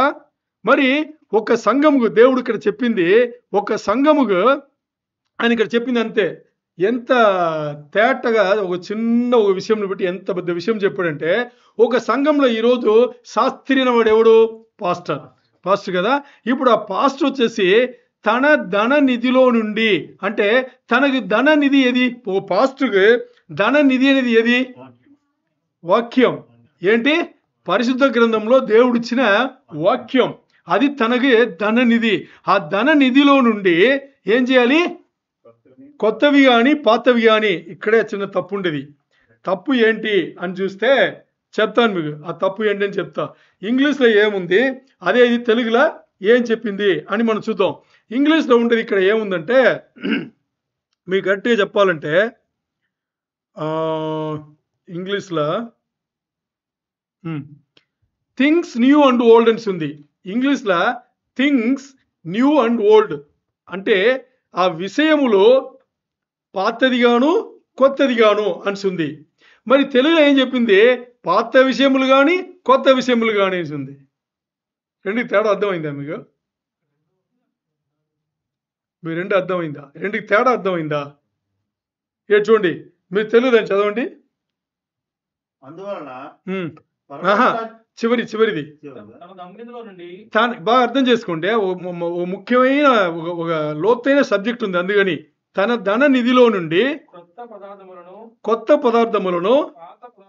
పాత పదార్థములను చూడండి, తన ధన నిధిలో నుండి కొత్త పదార్థములను పాత పదార్థములను అని తెలుగులో ఉంది. ఇంగ్లీష్లో ఏముందంటే థింగ్స్ న్యూ అండ్ ఓల్డ్ అని ఉంది. ఆ వచనం చివరిలో ఎక్కడ ఉంది? ఇది 52 కదా. Which bringeth forth out of his treasure things new and old. ధన నిధి అనేది ఉంది. ధన నిధి నుండి కొత్తది పాతది రెండును తీస్తున్నాడు ఒకే టైంలో అనేసి ఇక్కడ చెప్పబడింది ఇంగ్లీష్లో. కొత్తదైనా కానీ పాతదైనా కానీ ఏముంది? ఒకే సమయంలో తీసేది ఇంగ్లీష్లో ఉంది. మరి తెలుగులో చెప్పిన దీన్ని బట్టి చూస్తే కొత్తది ఒక సమయమును పాతది ఇంకో సమయంలో తీసినట్టుగా అర్థం ఉంది. అందుకని ఇక్కడ నేను చదివే ఈ వ్యసనం వచ్చేసి ఒరిజినల్ భాషను దగ్గరగా తర్జుమా చేసిన భాష. అందుకని ఇక్కడ తన ధన నిధిలో నుండి కొత్తవి పాతవిని ఒకే సమయంలో తీసుకుంటున్నారు. అంటే అర్థం ఏంటి అని చూస్తే ఇక్కడ చూడండి, కొత్తవి పాతవి అనేటప్పుడు మనకి పరిశుద్ధ గ్రంథం వచ్చేసి ఈ రోజు నిజాలు మనం తీసుకుంటున్నాం. ఇప్పుడు పరిశుద్ధ గ్రంథం రాసి కొత్త నిబంధన వచ్చి ఎన్ని సంవత్సరాలు అయింది? 2000 సంవత్సరంలో అయింది. పాత నిబంధన వచ్చి ఇది చెప్పేస్తాం కానీ అది ఎలా చెప్తాం. పాత నిబంధన వచ్చి ఎన్ని సంవత్సరంలో అయింది?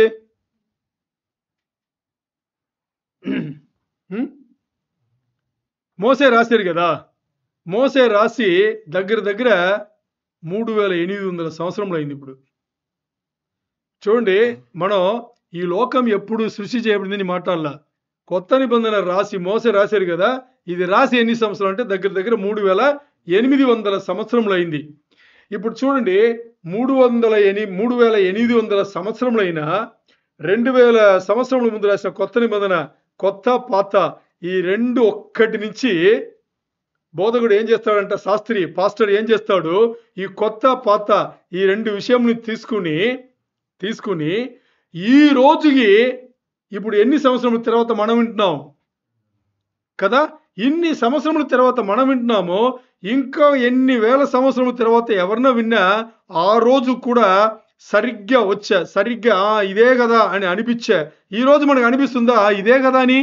ఇప్పుడు 2000 సంవత్సరం ముందు యేసయ్య బోధించేటప్పుడు ఇదే కదా అని వాళ్ళకి అనిపించింది కదా, ఈ రోజు మనకు అనిపించింది, ఇప్పుడు అనిపిస్తుంది. ఇప్పుడు 2000 సంవత్సరం తర్వాత ఎవరినో వచ్చి యేసు బిడ్డ చూసేటప్పుడు వాడికి కూడా అదే అనిపిస్తుంది. అంటే తన ధన నిధి అనేది పరిశుద్ధ గ్రంథం. ఇది పాత విషయములను కొత్త విషయములను ఒకే టైంలో తీసుకుని ఏ రోజు ఏ వ్యక్తి దాన్ని చూస్తున్నాడో వాళ్ళకు ఆ రోజు కొత్తగా వాళ్ళ జీవితంలో వాళ్ళకి వాడుకు దానికి వచ్చేట్టుగా, అంటే వాడేట్టుగా ఆ రోజు కూడా పనిచేస్తుంది. ఇప్పుడు మీరు ఎన్ని సంవత్సరం నుంచి మీ ముగ్గురు ఎవరి ఏజ్ ఎక్కువ? అన్న మీరేనా? ఎన్ని సంవత్సరం నుంచి జాబ్ చేస్తున్నారు? 25. నేను చూస్తే 34 సంవత్సరాల నుంచి జాబ్ చేస్తున్నా. అంటే ఇన్కమ్ ఎక్కడి నుంచో వస్తుంది.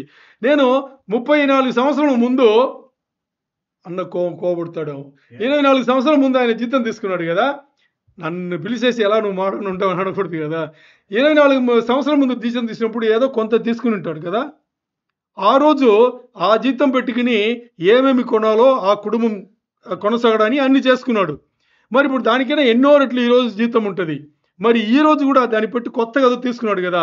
ఆ రోజు 24 సంవత్సరాల ముందు అప్పుడు దొరికిన విషయంలో పాతది అనుకోండి, ఈ రోజు ఇప్పుడు దొరికేది కొత్తది అనుకోండి. ఆ రోజు డబ్బు పెట్టి పాతది కొన్నాడు, ఈ రోజు డబ్బు పెట్టి కొత్తది కొంటున్నాడు. మరి ఆ రోజు అది అవసరం పడింది, ఈ రోజు ఇది అవసరం పడింది. మరి ఆ రోజు అవసరం పడినది ఈ రోజు అవసరం పడదా? సాంబారు 24 సంవత్సరాల ముందు వాడింది కందిపప్పు అయితే ఈ రోజు ఏ పప్పు వాడుతున్నాం? అప్లికేషన్ పార్ట్లో వచ్చేటప్పుడు అర్థం చేసుకోండి.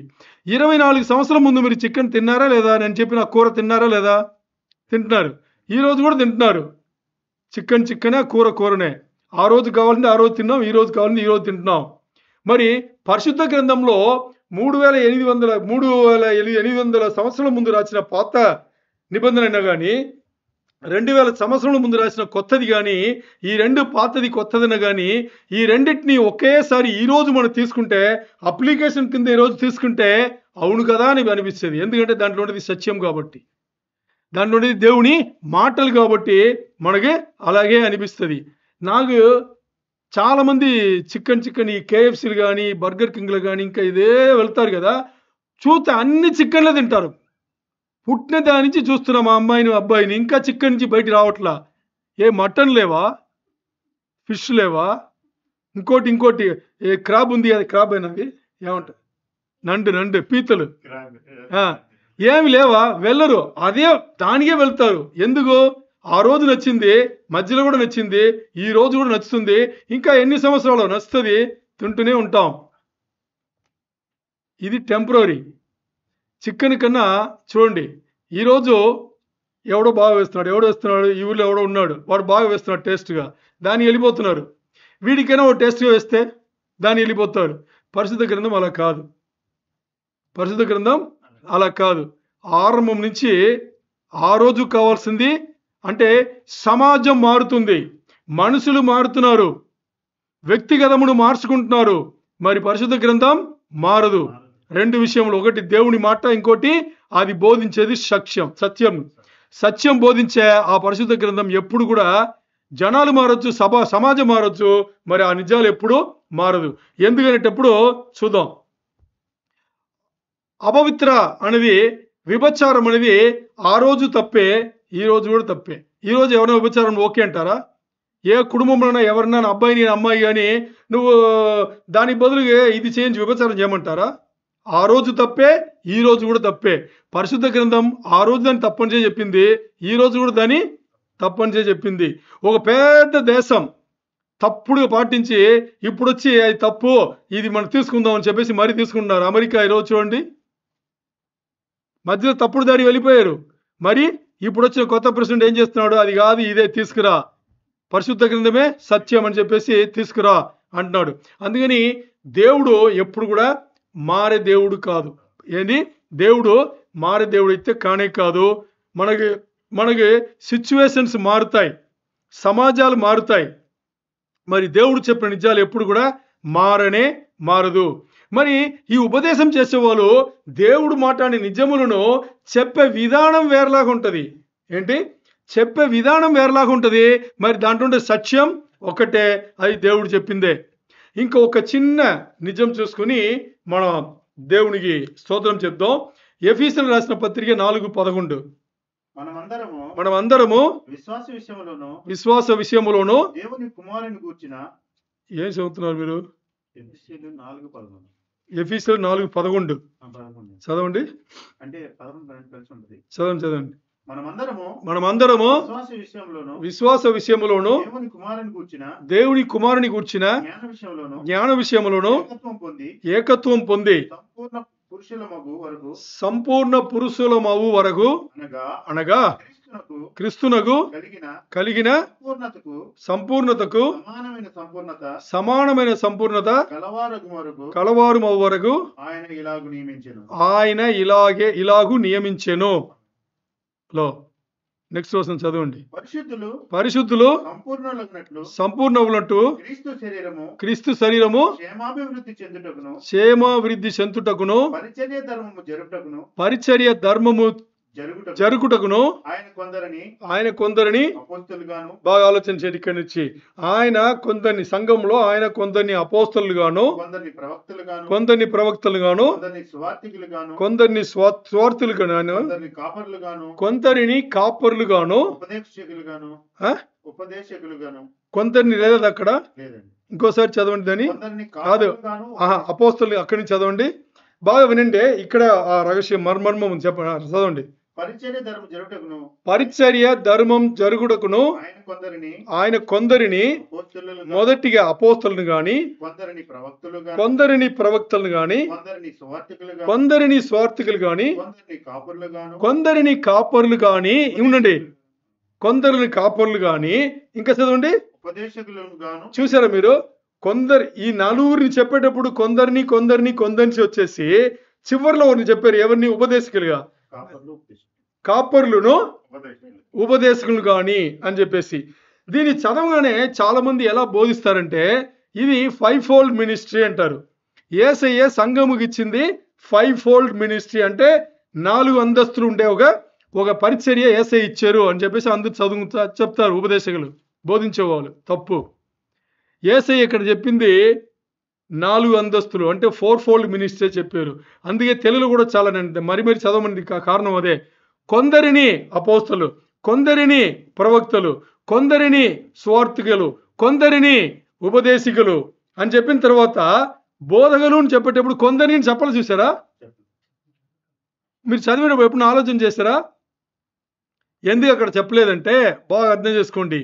పాస్టర్స్కి ఇవ్వబడిన పని బోధ. పాస్టర్స్కి ఇవ్వబడిన పని పరిచర్య ఉంది కదా, అది బోధించడం. బోధించడం అనేది సెపరేట్గా మినిస్ట్రీ కాదు, అది పాస్టర్లకు ఇవ్వబడింది. అందుకని ఇది 4-fold మినిస్ట్రీ, ఇది 5-fold మినిస్ట్రీ కాదు. చాలా మంది ఉపదేశం చేసేవాళ్ళు, పాస్టర్లు కానీ పెద్దలు కానీ ఏం చేస్తారు? తప్పుడు ఉపదేశం చేస్తారు. ఇది అలాంటిది కాదు. ఇక్కడ ఆయన మొదటి ఏం చేశారు? సంఘముగా ఆయన ఇచ్చింది 4 అంతస్తులుండే పరిచర్య. ఒకటి కొంతమందిని అపోస్తలుగా పెట్టారు యేసయ్య, ఇంకా కొంతమందిని ఏం పెట్టారు? ప్రవక్తలుగా పెట్టారు. ఇంకొంతమందిని ఏం పెట్టారు? సువార్థికులుగా పెట్టారు. ఇంకొంతమందిని ఏం పెట్టారు? కాపర్లుగాను ఈ కాపరిత్వం ఎవరు చేస్తారో పాస్టర్స్, వీళ్ళనే బోధకులు అంటారు. ఈ బోధకులు అనేది సపరేట్ గా మినిస్ట్రీ కాదు. బోధ అనేది పాస్టర్కి ఇవ్వబడిన పని, దాన్ని చెప్పడానికి అక్కడ చెప్పబడింది. ఇది మీకు ఎక్కడ అర్థమవుతుందంటే, గ్రేక భాష తెలిసిన వాళ్ళకి ఈ వచనం చదివితే వాళ్ళకి అర్థమవుతుంది. మూల భాష గ్రేక భాషలో దానికి అదే ఉంది. ఏమనిసి ఉంది? పాస్టర్లకు ఇవ్వబడిన పని బోధ. మీరు చూడండి, ఏ సంఘమున్నా చూడండి, పాస్టర్లే బోధిస్తారు. బాగా అర్థం చేసుకోండి. మరి అలా బోధించే వాళ్ళు ఏం చేస్తారంటే, ఈ వచనం వచ్చేటప్పుడు 5-fold మినిస్ట్రీ అంటారు అర్థం కాకుండా. మరి ఇది 4-fold మినిస్ట్రీ. దీంట్లో ఆ తప్పు మనం చేయొద్దు. పాస్టర్ ఒక జాబ్, పాస్టర్ ఒక పనితలం, పాస్టర్ ఒక మినిస్ట్రీ ఏంటి? బోధించేది. అంటే పాస్టర్ బోధించేది మాత్రం కాదు, బోధించేది పాస్టర్ దగ్గర పెట్టబడింది. ఓ సంఘం నడిపడానికి ఏమేమి ఉందో అది పాస్టర్ చేస్తాడు. మరి దాంట్లో ఏంది? బోధ అనేది కూడా దానికి అక్కడ ఇవ్వబడింది. ఇప్పుడు ఈ పాస్టర్ పని ఏంటి అంటే, పరిశుద్ధ గ్రంథంలో ఉండే కొత్త పాత నిజములు, సాక్ష్యములు, దేవుని వాక్యములు, దేవుని సిద్ధాంతములు సంఘముకు తీసుకొచ్చి తెలియపరచడం. ఇప్పుడు 52 చూసుకున్నాం కదా. తన ధన నిధిలో నుండి, ఆ తన ధన నిధి ఏంటి? పరిశుద్ధ గ్రంథం. పాస్టర్కి ధన నిధి అనేది, పాస్టర్ సంఘంలో దశం భాగాలు ఇవ్వండి, ఈరోజు ఈ కార్యక్రమం ఉంది, ఇంత డబ్బులు పట్టుకురండి, అది కాదు. పాస్టర్కి ధననిధి ఏంటి? పరిశుద్ధ గ్రంథం. ఈ పరిశుద్ధ గ్రంథం నుండి పాతవిన్నా కొత్తదైనా కానీ దాన్ని తీసుకొచ్చి దాని సిద్ధాంతములు తెలుసుకుని సంఘముకు నేర్పడం, తెలియచేయడం. ఓ ఇంటి యజమానుడు ఏం చేస్తాడు? తన ధన నిధిలో నుండి ఏమి కావాలి, దేనికి కావాలని దానికి ఖర్చు పెడతాడు కదా. అలాగే ఒక పాస్టర్ జాబ్ ఏంటి? తన ధన నిధిలో నుండి తనకి దేవుడు ఇచ్చిన పరిశుద్ధ గ్రంథం నుండి ఏం చేయాలి? పాతవి కానీ కొత్తవి కానీ ఏం చేయాలి?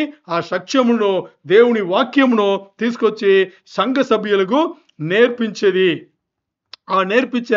ఆ సంఘ సభ్యులకు నేర్పించే ఆ పరిశుద్ధ గ్రంథం నుండి ఆ వాక్య భాగం ఉందే, అది ఎలా ఉండాలంటే, ఈరోజు మీ జీవితముకు ఏదైతే కావాలో అది నేర్పించేదిగా ఉండాలి. ఎందుకంటే పరిశుద్ధ గ్రంథం నుండి పాతది కానీ లేదు కొత్తది కానీ, అది విషయములు పాతది ఉండొచ్చు.